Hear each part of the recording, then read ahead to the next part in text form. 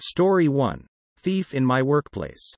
So about a week ago I got fired from my job the day after I stood up to my boss, owner, about me being overworked.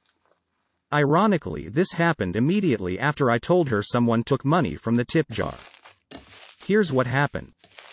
Employee A was at the front of the shop and has been for the whole day. Now there were no customers at this time, but someone always has to be up front. Everyone has to clock in and out of the register, and that includes for breaks. I was clocking out to go grab lunch and I saw that there was money in the tip jar. When I came back to clock in, there was still money in the tip jar. Employee A had still been up front the entire time. I go to the back to enjoy the rest of my food while talking to employee B, who was in the back as well. Eventually a customer came in and I knew that person, so I decided to take care of them. While I was at the register, I noticed the money in the tip jar went missing. The owner came in early, about an hour before I left, and I sat her down and explained what just happened. Granted, I didn't see employee A actually take the money, but she was the only employee who had been up front sitting at the register for the past hour, and all of a sudden that money goes missing. Plus a few days before, everyone was made aware that money was missing from the register.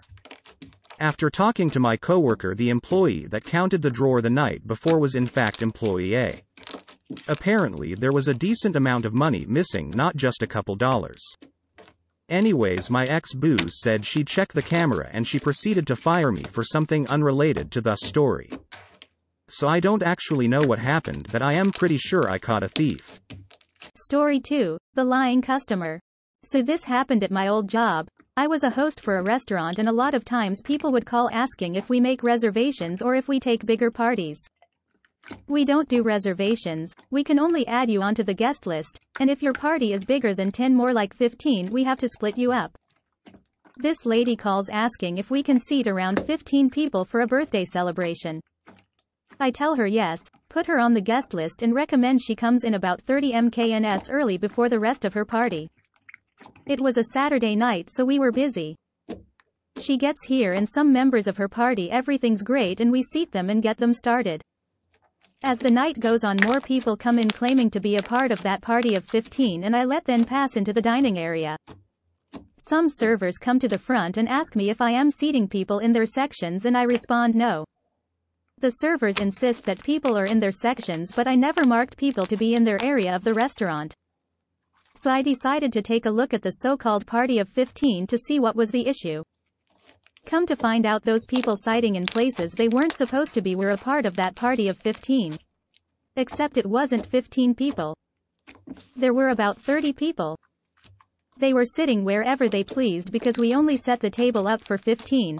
I was heated because they essentially took up half the restaurant. It was a smaller location and didn't count certain people so they could ensure they had a place to sit. This unfortunately happens often. The kicker is they would have been fine had they been honest. They just would have been split up into groups of 10.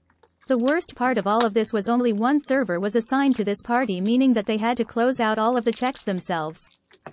Other servers helped bring out the food, but when it was time to pay up, some of the guests actually walked out and didn't pay at all.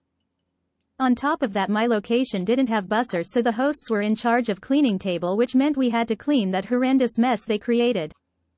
Even with the help of the servers, that side of the restaurant was filthy.